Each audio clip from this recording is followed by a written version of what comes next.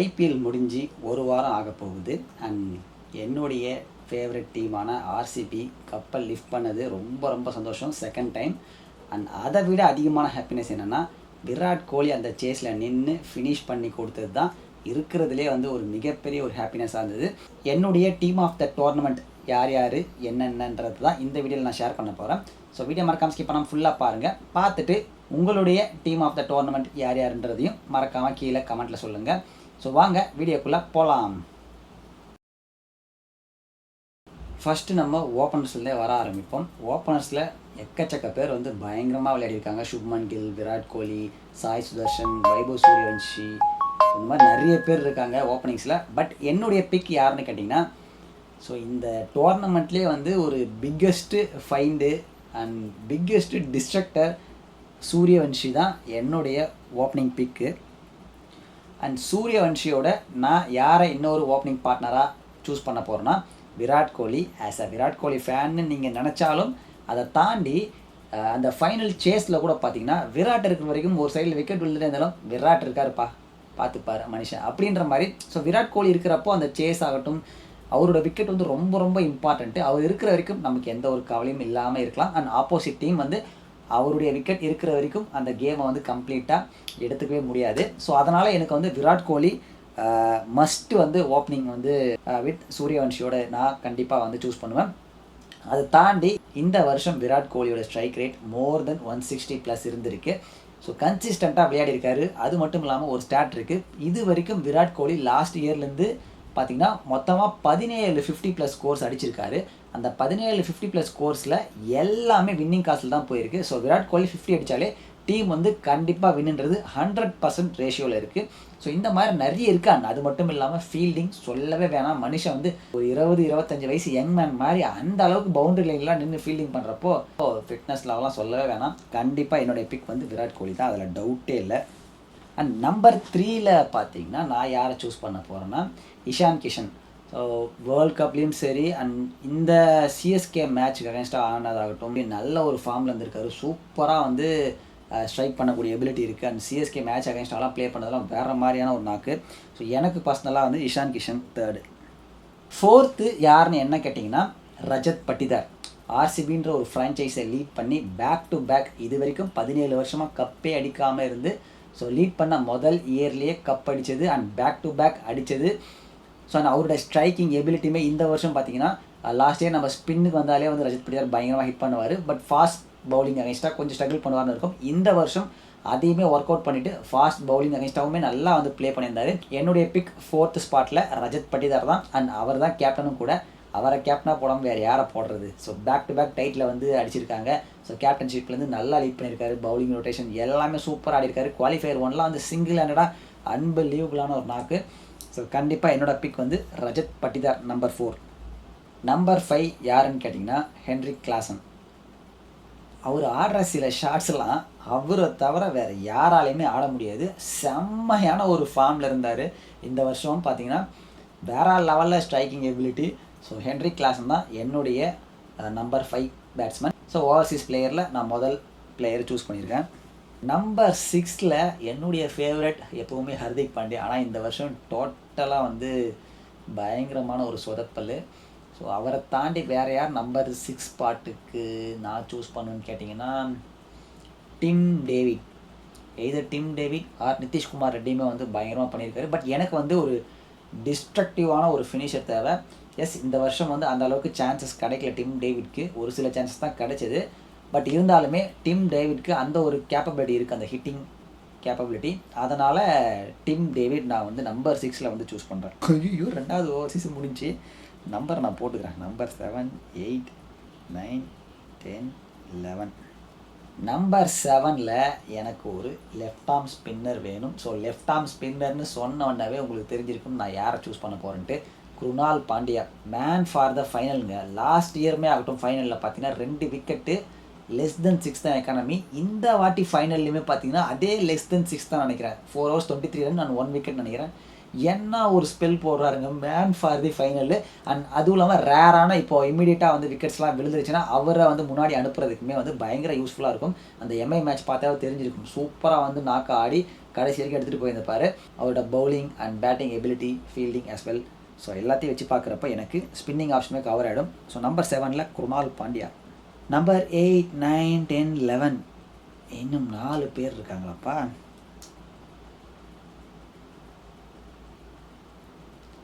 Number 8 again I am going for an ஸ்பின்னர்னு சொன்னாவே உங்களுக்கு தெரிஞ்சிட்ருக்கோம். சுனில் நரைன்.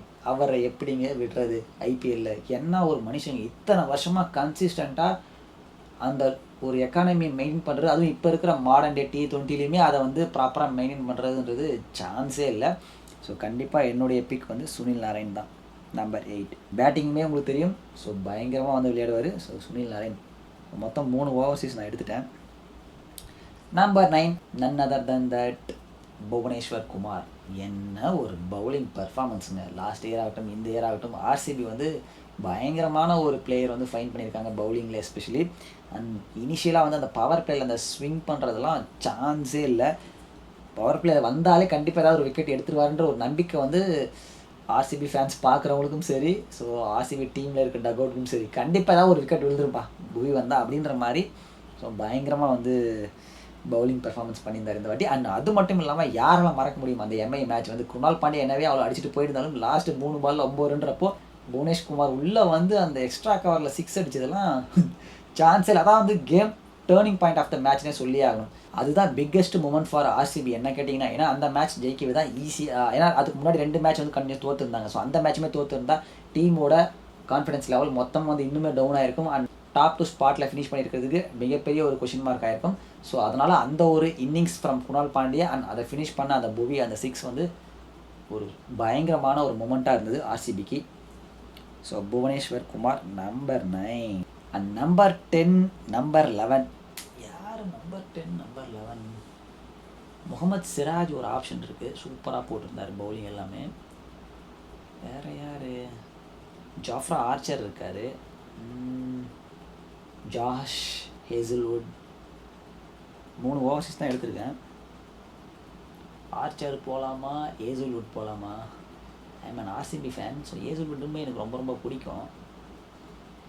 பட் ஸ்டில் இந்த வருஷம் வந்து கொஞ்சம் ஸ்ட்ரகிளிங் தான் சொல்லணும் ஹேசல்வுட். பட் இருந்தாலுமே அவருடைய அந்த லைன் அண்ட் லென்த்து, நீங்கள் அந்த இனிஷியல் டேஸில் அவர் லீகில் ஆடின மேட்சஸ்லாம் கூட பார்த்தீங்கன்னா பவர் பிளேயில் புவி லீட் பண்ணியிருப்பார், ஹேசல்வுட் வந்து அடி வாங்கியிருப்பார். பட் லாஸ்ட்டில் டெத்தில் வரப்போ சூப்பராக வந்து ஏக்கரை நெயில் பண்ணி பயங்கரமாக வந்து போட்டிருப்பார் ஸ்பெல்லில். ஹேசல்வுட் கம்ப்ளீட் பண்ணியிருப்பார். ஸோ எனக்கு வந்து அந்த ஃபைனலில் சொல்லவே தேவையில்லை என்ன ஒரு பவுலிங் ஹேசல்வுட். ஸோ சுமன் கில்ல விக்கெட் எடுத்ததெல்லாம் சான்ஸே இல்லை. ஸோ என்னோட பிக் வந்து ஹேசல்வுட். நம்பர் 11 வந்து சிராஜ். சூப்பரான ஒரு ஃபார்மில் இருந்தாங்க. எப்படி புவனேஸ்வர் குமார் வந்து ஓப்பனிங் ஸ்பெல்லில் விக்கெட் எடுக்க அதிக சான்சஸ் இருக்குன்னு நம்ம எல்லாம் எக்ஸ்பெக்ட் பண்ணுவோமோ அதே மாதிரி சிராஜுமே வந்து அந்த ஓப்பனிங்கில் போடக்கூடிய ஸ்பெல் வந்து ஜிடிக்கு பிக்கெஸ்ட் ஸ்ட்ரென்த்தே வந்து பவுலிங் தான். ஸோ அதில் சூப்பராக வந்து இந்த வருஷம் பண்ணியிருந்தார் சிராஜ். பயங்கரமாக அந்த ஓப்பனிங் ஸ்பெல் எல்லாமே நிறைய விக்கெட்ஸ் மோஸ்ட்லி எடுத்திருந்தார். எங்கே அவர் வந்தாலும் விக்கெட் விழுந்துருமோன்ற ஒரு தாட் எல்லாருக்குமே இருந்தது. ஸோ அதனால் சிராஜ் இந்த வருஷம் சூப்பராக பண்ணியிருந்தார். ஸோ என்னோடய பிளேயிங் 11 எடுத்துட்டேன். இம்பேக்ட் பிளேயராக யாரை எடுக்கிறது? இப்போ நான் எடுக்கிற பிளேயிங் 11ல் 5 பவுலர் இருக்குது கரெக்டாக. ஓகேவா? Krunal Pandya, Sunil Narain, Bhuvneshkumar, Hazlewood and Siraj. So team David போட மாட்டார், கிளாஸனும் போட முடியாது, பட்டிதாரும் போட முடியாது, இஷான் கிஷன், விராட் கோலி, சூரியவன்ஷி இவங்க யாருமே பவுலிங் போட முடியாது. ஸோ 6th பவுலிங் ஆப்ஷன் கண்டிப்பாக வந்து தேவைப்படும். ஸோ இம்பேக்ட் பிளேயர் நான் யார் எடுக்க போகிறேன்னா ஒரு பவுலிங் ஆப்ஷன் தான் நான் சூஸ் பண்ண போகிறேன், இந்தியன் பவுலர். ஏன்னா சூரியவன்ஷி வந்து ஒன்ஸ் பேட்டிங் முடிஞ்சதுக்கப்புறமா அவரை இம்பேக்ட் பிளேயர் ரோல்லேருந்து அவுட் பண்ணிவிட்டு ஒரு பிளேயரை பவுலரை இன் பண்ணணும். ஸோ இந்த வாட்டி யார் நல்லா போடுறது? ரஷிக் சலாம் சூப்பராக பண்ணியிருந்தார் ஆர்சிபிக்கு. ஜிடியில் ரஷீத் கிருஷ்ணா கொஞ்சம் அங்கங்கே அடி வாங்கிட்டார். வேறு யார்? சிஎஸ்கேல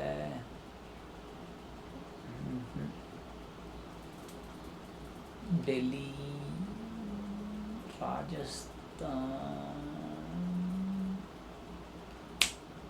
பிரின்ஸ் யாதவ், லக்னோ. இப்போ என்னோடய பிளேயிங் 11 நான் சொல்கிறேன். ஓப்பனிங் வந்து சூரியவன்ஷி வித் விராட் கோலி. நம்பர் 3 இஷான் கிஷன். 4 வந்து ரஜத் பட்டிதார், அவர் தான் கேப்டன் லீட் பண்ண போகிறாரு. Number 5 Klaasen. Number 6 Tim David. Number 7 Krunal Pandya. Number 8 Sunil Narine. Number 9 Bhuvneshkumar. Number 10 Hazlewood. Number 11 Siraj. Impact player Prince Yadav. Overseas players 4 members யாருன்னு கேட்டிங்கன்னா Klaasen, Tim David, Sunil Narine, Hazlewood. So இதில் எனக்கு மோஸ்ட்லி ஆல் பேசஸ் கவர்டு. எப்படின்னு கேட்டிங்கன்னா, so destructive batting Suryavanshi and Virat கோலியுமே strike ரேட்லாம் பயங்கரமாக இம்ப்ரூவ் பண்ணியிருந்தார் இந்த வருஷம். அண்ட் கன்சிஸ்டன்சி அவர் க்ரீஸில் இருக்கிற வரைக்கும் கவலையே இல்லை அப்படின்ற மாதிரியான ஒரு ஃபீலு.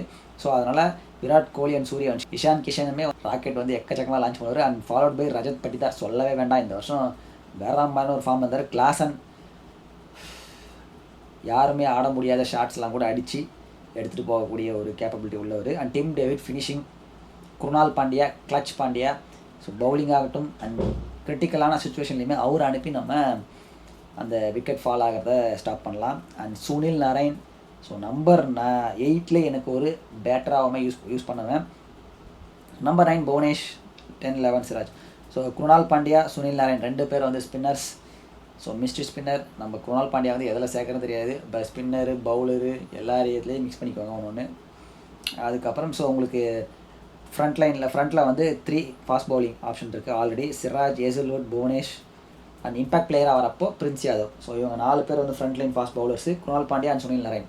மொத்தம் 6 லீடிங் அட்டாக் இருக்குது. ஸோ இந்த 6 பேரில் யாராச்சும் ஒரு நாள் ஆனால் இந்த டீம் யோசிச்சு பாருங்களேன், எனக்கே வந்து சாக்கிங்காக இருக்குது. யார் இதில் ஓப்பனிங் ஸ்பெல் போடுவார்? ஷுவராக வந்து புவனேஷ் அண்ட் சிராஜ் வச்சு ஸ்டார்ட் பண்ணிவிட்டு, ஸோ ஏசல் கார்டு எப்பவும் போல் ஒரு 3rd ஓவர் இல்லைனா வந்து 5th ஓவர் அந்த மாதிரி கொடுத்துட்டு பிரின்ஸ் யாதவ். ஸோ இந்த மாதிரி தான் நான் அட்டாக்கில் வந்து லீட் பண்ணுவேன்.